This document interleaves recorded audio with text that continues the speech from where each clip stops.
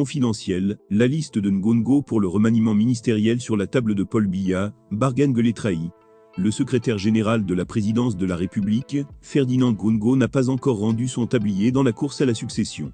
À en croire son détracteur premier, Boris Berthold, il aurait soumis des propositions à Paul Biya pour remplacer Bargane Gueye à la police et Joseph Beti-Assomo au ministère de la Défense dans le prochain gouvernement. Explication : un remaniement ministériel est imminent. Au moins loin des spéculations habituelles, Paul Biya semble avoir clairement envoyé les premiers signaux vendredi 12 janvier 2023, dans le décret portant nomination des membres du conseil d'administration de l'Institut national de la statistique 1, où il est annoncé la création d'un ministère de la politique de la population. À quoi cela renvoie, nous en saurons plus. Cependant, c'est désormais clair qu'un gouvernement se prépare. C'est donc dans le sillage des préparatifs de ce gouvernement que plusieurs consultations ont été menées.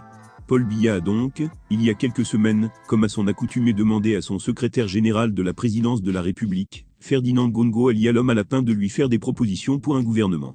Très content, pourtant ce n'est pas la première fois, ces derniers mois, que Paul Biya lui a demandé un gouvernement, il décide de replacer ses hommes.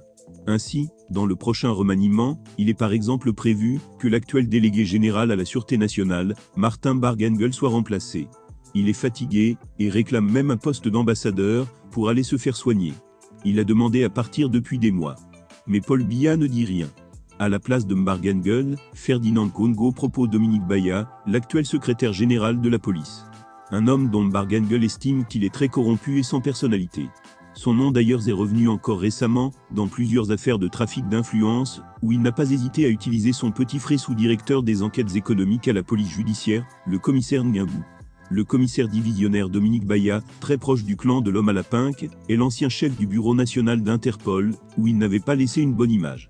Au poste de ministre de la Défense, il y a actuellement Joseph Beti-Assomo, qui pourrait ne pas sortir du gouvernement, mais affecté à un autre poste. Bien que malade, c'est un secret de Polichinelle au palais, Beti-Assomo est porté en haute estime par Paul Biya. Pour remplacer Beti-Assomo, Ferdinand Ngongo a proposé à Paul Biya Galaxé Toga, l'actuel secrétaire d'État à la Défense.